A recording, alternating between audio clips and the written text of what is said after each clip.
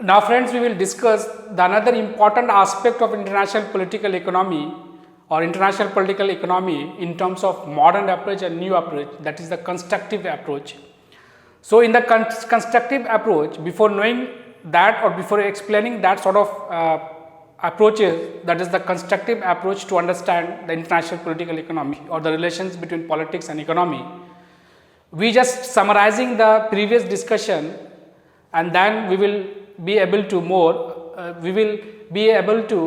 understand that international political economy from the constructive approach.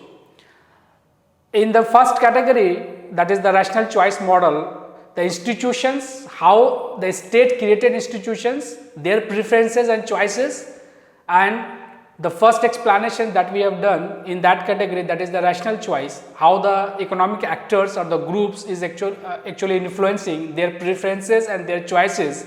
is actually influencing the decision making of the government or the state. In that constructive approach, friends, the actors, whether it is the government, state or any other actors or the economic groups or similar sort of actors that are engaged in the international economy or international political economy, the constructive approach argued that it is not the preferences of that actors that actually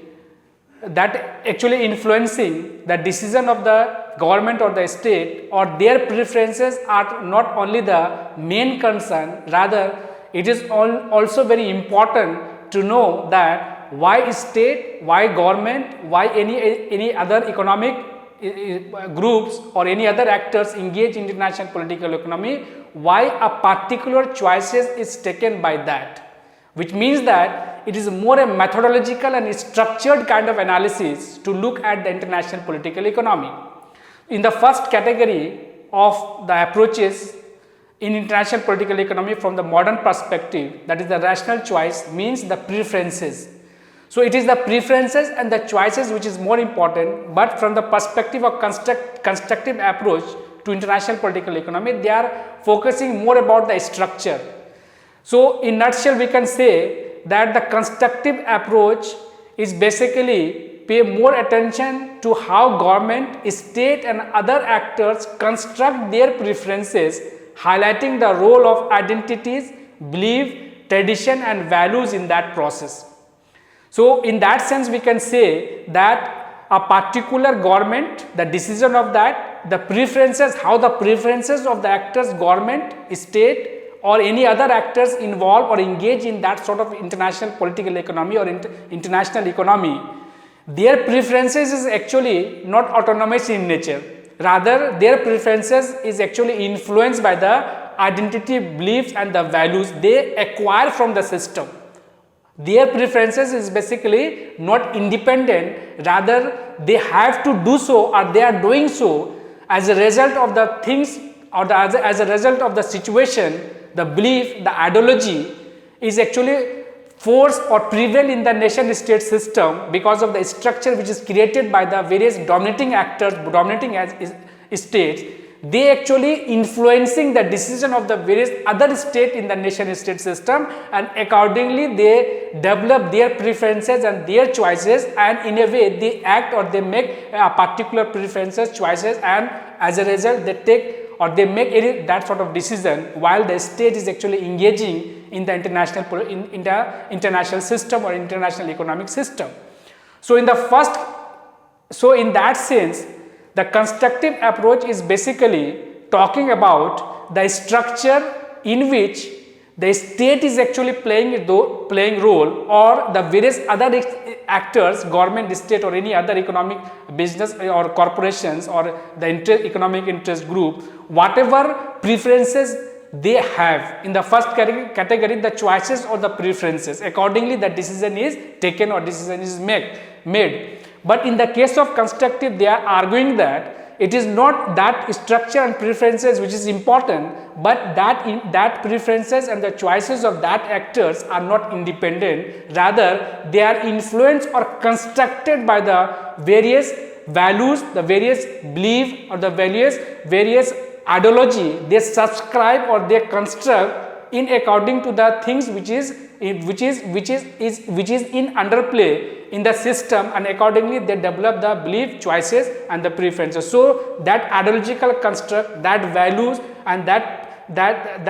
activities or that assumptions of the actors involved in the international political economy, their choices is actually not independent, rather they are influenced by these sort of values, and that values, that ideology is actually constructed by the hegemonic class or the hegemonic group or the hegemonic state in the nation state system.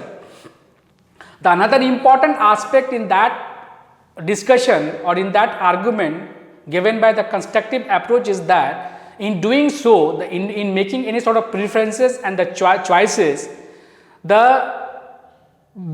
the choices of these actors and the preferences of that actors is basically influenced by the institution, and in addition to that, in doing so, there is a presence of hegemonic stability concept as well. That hegemonic stability concept is in order to construct the values, in order to construct the ideology, in order to construct the belief of the belief system in the nation state system, that is actually constructed by the hegemonic state or the hegemonic groups in the nation state system, which means that the rules and regulations, the law, rules and other sort of regulations in the domain of economy, that is actually created by the hegemonic state or the hegemonic groups within a particular state, hegemonic state. They actually creating that, and in a way they create a various institutions various institutions, and through that institutions they actually controlling the international economy. So that hegemonic group is actually constructing, and in order to construct that sort of values the state is not the hegemonic state. So in the process of making or making decision by the various actors, state, government or various economic institutions or the economic group within the state, their choices and beliefs are largely influenced by the prevailing circumstances, ideology and also the belief in the social environment or the social world. So that is actually creating creating a situations, and in the light of that, the actors in the international political economy, they will acquire that knowledge, that belief, that attitude and that sort of ideology, and in accordingly they will develop a kind of choices and preferences in the international economic system. In doing so, that constructive approach to international political economy, they further argued that in doing so there is a presence of hegemonic state or the powerful state or the dominating state in the international system, and they are actually controlling the choices and the preferences, and they are actually influencing the choices and the preferences of the various actors in the international political economy, whether it is government, state or any other sort of economic institutions that work in the domestic sphere or within the particular state. So in that sense, there is a presence of dominating power, dominating state, hegemonic state. They actually construct or they actually construct the belief system, ideological system and the value system in the nation state system, and in accordingly that influencing the decision, choices and in the preferences of the various actors working in the domestic sphere so far as the interaction with the international economy is concerned. They further argued that dominating and the hegemonic things is not done by any sort of application of forces or coercion. Rather, the hegemonic group or the hegemonic class, they are using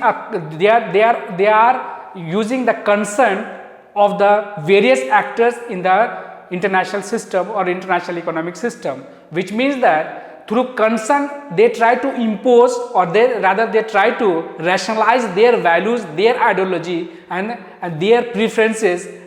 Through that they try to construct the nation state system or international economic system in that way. So to make a kind of consent or to get the consent of that smaller state or the various other agencies engage in the international economic system, in that process the hegemonic group or the hegemonic state, they created they creating a institution, international institutions, and also various other sort of civil societies as well. Through that, they just propagating their ideas, their values, that we call as to capture the consciousness of the various actors engaged in the business or in the domain of international political economy. We can take the example of the European state or the industrialized state like America and other European powers. They is actually controlling the whole economic system, whole modern international economic system, by creating various institutions, for example IMF, for example WTO, and some other economic institutions as well, or international economic institutions. Through that, they actually creating various norms, values, and other sort of regulatory kind of things, and they rationalize that kind of things, and through that rationality, the smaller state, developing state, they follow the objective, they follow the command, rather they follow the various norms and values of the Western power, including America as an hegemonic power. But in doing so, United States of America rationalized that sort of objective, that sort of values through these institutions, that it is in favor of not only the American powers or America or Western powers or industrialized nations, rather it is also in favor of that developing nations to develop the economy, the economic growth, eradication of poverty, and creating employment, development, and underdevelopment kind of things. So they try to rationalize that through these institutions, and also there are various civil society groups and various other apparatus also. Through that, they trying to rationalize that, and through that way they take the consent of these smaller groups or the developing nations or the various agencies or the various other non-state actors or the economic actors working in the smaller state. Through that, these institutions and other civil society groups or institutions, they actually taking the consent of these classes, and through that way they actually dominating over the developing nations. So that constructive approach, in that the new Gramscian things are also involved in that, and in that way they are saying that the developmental process in that sort of kind of free trade, free economy, which is uneven in nature, unequal in nature, which means that they are trying to argue that in the interaction between the smaller state, industrialized state, and the less industrialized state, there is a kind of uneven kind of development, and the developmental process is basically going from periphery to the center, that is the core, which means that it gives more benefit to the industrialized nations as compared to those states which are developing in nature, or less industrialized nature compared to the Western or the American industrialized state. So these are the basic argument, and that we can say that it is a kind of explanation, or the various kind of layers or various kind of aspect, or the relationship between the politics and international politics and international economy from the perspective of modern or new approaches to international political economy. So in nutshell, we can summarize that a first aspect of that, the rational choice, explain outcomes in international political economy as the result of actors' choices, which are assumed always to be rationally power or utility maximizing in given a particular incentive and institutional constraint, which means that there are actors and their choices and their preferences are more concerned, or there are more important things that need to give more focus on that. The institutionalists focusing or arguing that the rational choice to state in their interaction with other states in order to explain international cooperations in economic affairs. Similarly, the constructive approach to international political economy approach pay more attention to how government, state, and other actors construct their preferences, highlighting the role of identities, belief, traditions, and values in this process. In addition to that, the new Gramscian highlight that actors define and pursue their interest within a structure of ideas, culture, and knowledge, which itself is shaped by hegemonic power. So these are the basic explanation, basic things that we have discussed so far as to know the modern and new approaches to international political economy. Now friends, when we discuss about the international political economy, the two important approaches, traditional and modern approaches to international political economy. In brief, in this particular lecture, we like to, or I would like to explain the various important debates that is there in the domain of international political economy. In that sense, the developmental and underdevelopment debate in this particular international political economic approach is concerned.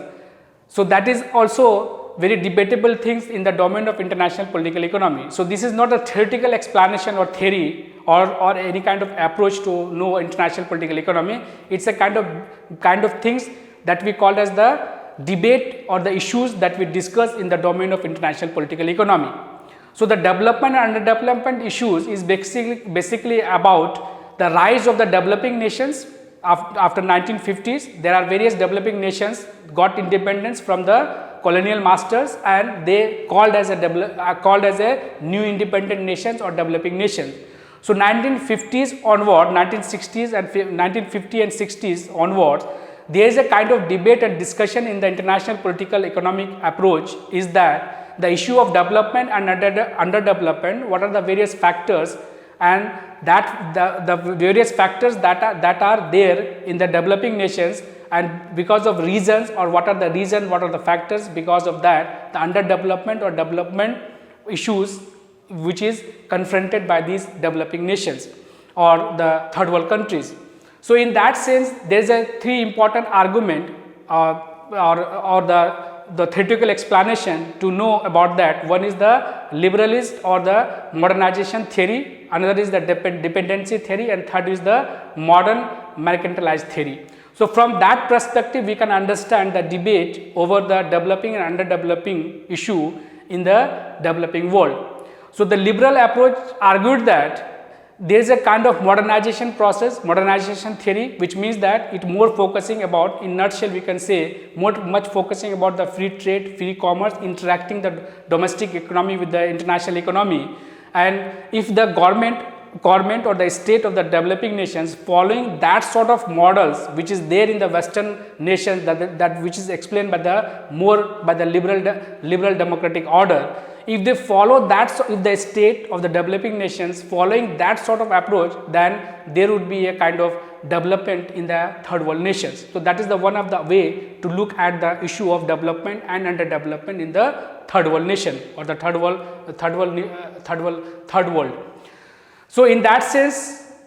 there is another kind of explanation that we call as the dependency theory. That theory argued that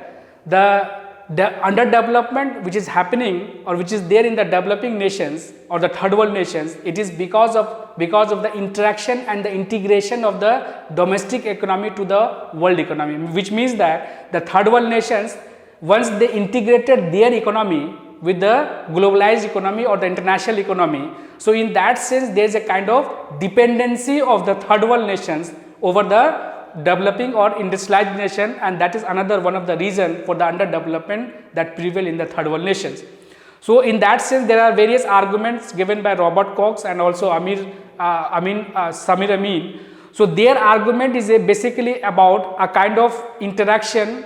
of the domestic nations, domestic economy with the international economy, and because of that reason, that is one of the important reasons for the underdevelopment which prevail in the developing nation. So, in nutshell, we can argue or we can understand that. Another explanation is the modern mercantile approach, and they argued that development benefits from the sensible mix of state market, autonomy and integrations. They argued that there must be a kind of state control economy, and the state must interact with the other state to develop their economy, but in doing so, if the state economy is exploited by the other modern mercantile approach, arguing that there must be a kind of mix of state autonomy or the state involvement, state as an important actors, and that state must engage with the other state in the nation state system. But in doing so, there must be a presence of the powerful nations or the hegemonic group or the hegemonic class, and that hegemonic state, not class, rather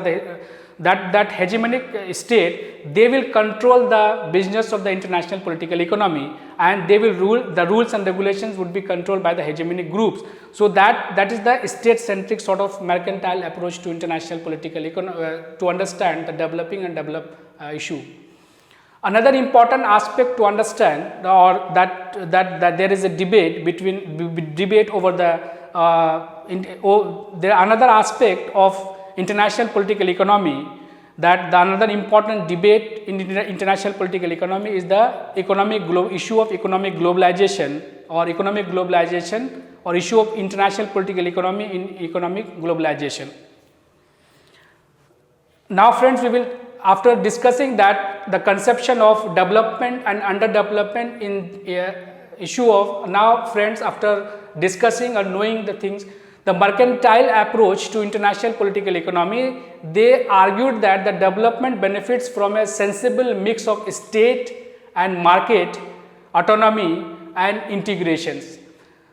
Now friends, after discussing that sort of things, or the debate regarding the development and underdevelopment issue in the developing world, now we will discuss the another important aspect of international political economy, that is the issue of economic globalization in the debate of, or within the debate of international political economy. How that the various theorists or the various the scholars in international political economy, how they see the process of globalization, and that more precisely we can say the economic process of globalization. So before explaining that in nutshell, or in a very summarized manner, we can understand the process of economic globalization or globalization. So in doing so, there are four important aspects. From that perspective, we can understand in a very concise manner about the explanation of globalization. So that globalization is actually referring what? Referring the internationalization. Another explanation or aspect to look at or to understand globalization is the technological revolutions. The third one is the deterritorialization, and last one is the liberalization. From that perspective, we can define or we can understand the process of globalization, which means that more interdependency, more engagement, and more internationalizations, and through that technological revolutions, which means that anything is happening in any part of the world, we are also impacting by that, and there is a free flow of movement, free flow of ideas, free flow of everything. So from that perspective, we also can understand the process of globalization, and there is also a kind of deterritorializations and the process of liberalization, which means that the less state control over the market and the domestic economy, and more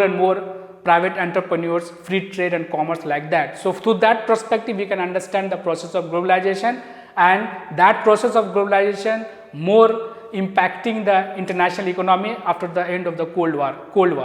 So that after the end of the Cold War and starting of the process of globalization, how the debate in international political economy, how the theorists of international political economy understand or simplifying that process of globalization, which emerged after 1990s, that is the end after the end of the Cold War. So in that sense, we can say the economic liberals argued that, or broadly we can say that there are two broader explanation or understanding of the process of globalization. One is not thinking in terms of a kind of new things that change the economic system, or that bring a kind of radical change or radical shift in the understanding of international political economy, or the state engagement, or the international economic system. Another category is that they see that process of globalization is actually new in nature and also transforming, and there is a kind of qualitative shift in terms of the institution, in terms of various process of interaction of the state, or in nutshell we can say the international economic system. So there are two broader classification of that. So from the perspective of economic liberals, they argued, or they taking that economic process of globalization, that there is a kind of qualitative shift towards the global economic system. So they agreed, or they having the agreement over the qualitative shift towards the global economic system. And they also arguing that economic globalization bring increased prosperity to individuals, families and companies, which means that the economic globalization, as we know, that there is a less control of the state over the market, free trade, commerce, liberalization, that sort of things are the basic characteristics of the core of the process of globalization. So in doing so, or in understanding or simplifying that process of globalization, they argued that the process of globalization is not actually in favor of any particular state, a smaller state or hegemonic state. Rather, it is in benefit of the all states, and also it benefiting the individuals, private entrepreneurs, families and other individuals as well. So it is a kind of positive situation or win-win situation. So it is a positive kind of game, not a zero-sum game. And the nation state, in another argument to look at the process of economic globalization from the perspective of economic liberals, they argued that the nation state system, or the traditional nation state system, loses power and influences in the interaction or in the process of economic globalization, which means that the state international institutions and also the private entrepreneurs, the individuals, they are become a more core actor or important actor in the business of international economic system, and the state capacity to control that sort of economic system or international economic system, they are lesser or enjoying less power compared to that new actors in the international economic system. So this is the basic things or the basic way, or these are the core assumptions of the economic liberal view of globalization. Another important view, which is or argument or the aspect to understand the concept of economic globalization in the discourse of international political economy, they rejecting the liberals' view that there is a qualitative shift in international economic system or global economic system. Rather, they are arguing that there is no any sort of new things which emerge in the international political economy. Rather, they are arguing that the process of globalization is basically more intensified kind of international economic system or international economic engagement in the nation state system, and there is no any sort of new or any sort of radical or qualitative change which occurred in the international political economy. And in that sense, they argued that the corporations and other business corporations and the companies are playing their role in the international economic system, but at the same time they are under the control of the state, which means that state still has the power to control and regulate the business and the activities of these sort of non-state economic actors that are engaged in the international economic system. So there is no any sort of qualitative change. State again very powerful. Other economic groups or institutions are there in the international economic system, but that groups are under the control of the state monopoly or state sovereignty. The third argument or the third aspect to understand or to know that economic globalization or the process of economic globalization is the new Marxist approach view or new Marxist approach of globalization. So economic globalization is both, they argued that both intensified interdependence and the creation of global economy. That new Marxist approach to globalization is basically argued that there is a kind of change which occurred in the international system because of the process of globalization. They argued that economic globalization, they again argued that is uneven hierarchical process where the economic power is increasingly concentrated in leading industrialized countries. In that sense, they argued that the state is engaging with the other state in the economic system. So state is the actors, state is actually interacting with the other state in the nation state system, but again they are arguing that there is a kind of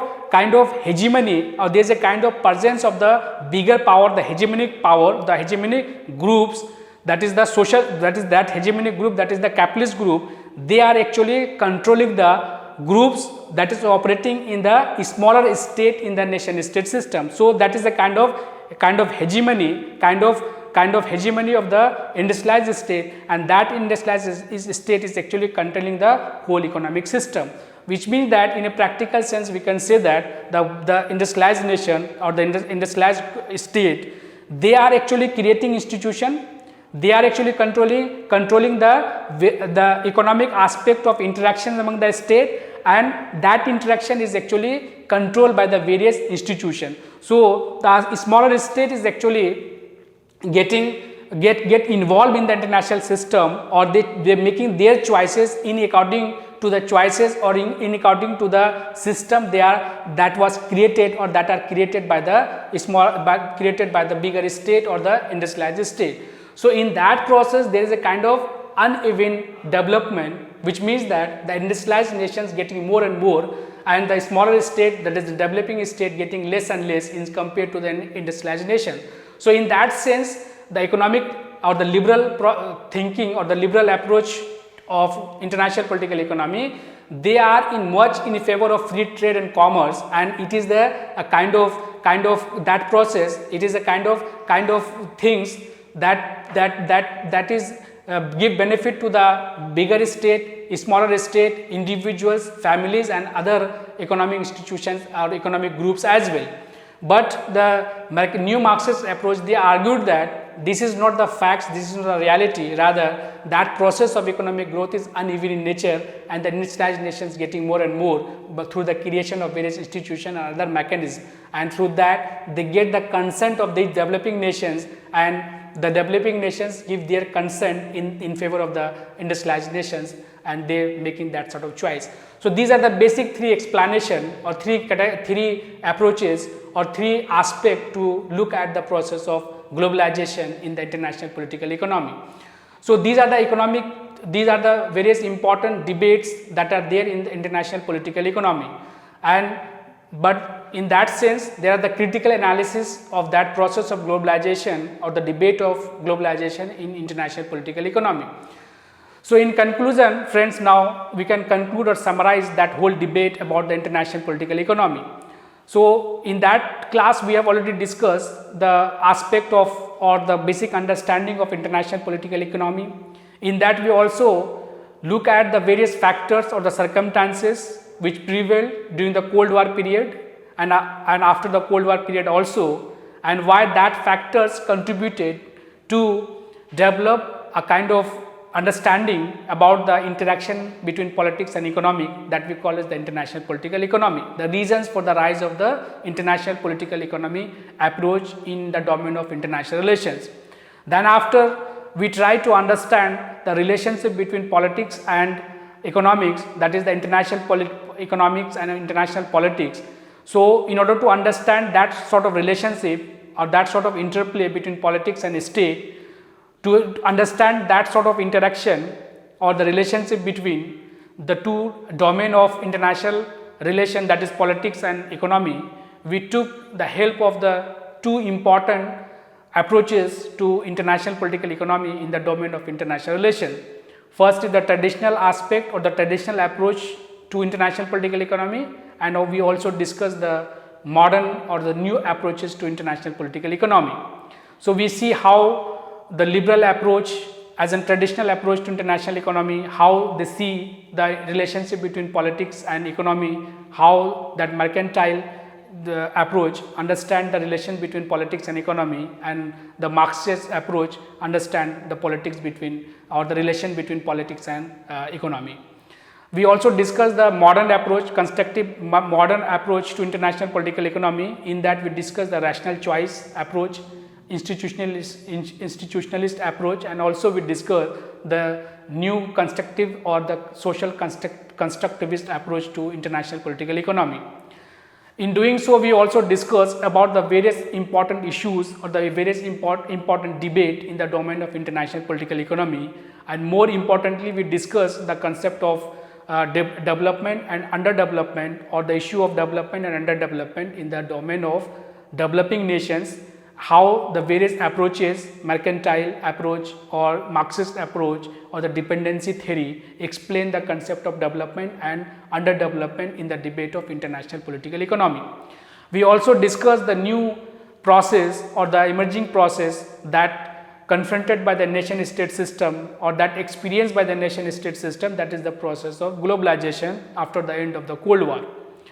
So, in that process we see how the thinkers explain the concept of economic globalization and how the approaches within the international political economy like liberal approach, mercantile approach or the Marxian approach look at the process of globalization or the factors and influences of globalization in the domain of international political economy or as a whole in international relations. So, how they see a kind of globalization, whether it is a new process or whether it is an old process only, there is a kind of new things or which emerge in the discourse of globalization. So, how that process of globalization is actually impacting and that how that various approaches or the theories try to explain that process of economic globalization in the domain of international political economy. So, friends, these are the things we have discussed in this particular lecture. Now, we can conclude that this particular lecture about international political economy with the two important discussion, that what is the future of the international political economy and also the importance of the political economy. So, in doing so, we can refresh our memory that the international political economy is basically arises after 1970s, but before that also the domain or the core themes or the characteristics or the components that we study in the domain of international relations, we also find or we also can trace out certain elements of economic engagement or the economic factors in the international politics as well.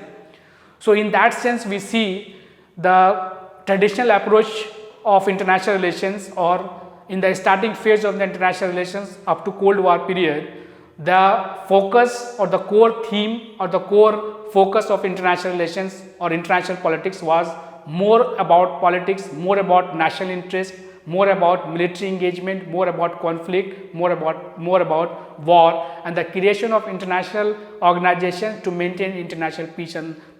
and security. But after this 1970s or more importantly after the end of the Cold War, we see the economic factors, the economic process, the economic institutions, their role, their activities more we find in the domain or in the discourse of international relations.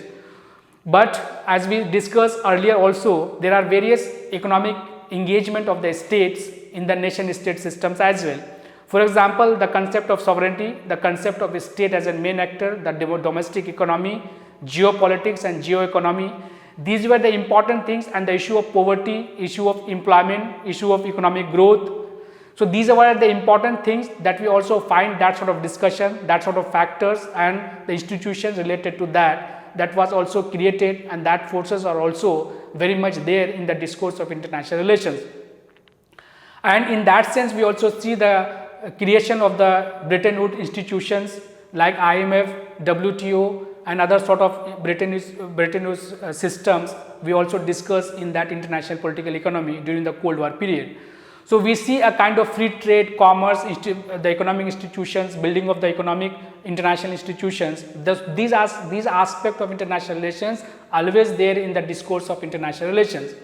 But after 1970s onwards and also after the end of the Cold War, more focus is about now over the economic engagement of the state and the economic aspect of the international economic system. So, in that sense we see the process of globalization, the process of poverty, the issue of poverty, the issue of creating employment, the issue of creating prosperity, economic prosperity, global prosperity, and also the humanistic approach to look at the international political economy. So, from that perspective we see a kind of importance of the economic aspect of international relations, and in the coming years we will see more a kind of economic engagement, economic factors in the domain of international relations and international politics. So, now friend, I hope that this class over that particular international political economy, we discuss the various aspects of international political economy, the theoretical approach or the various traditional and modern approach to look at international political economy and the important debates in international political economy. With that, we end that particular lecture over international political economy, and we will meet again with new topics in related to international relations. Thank you very much.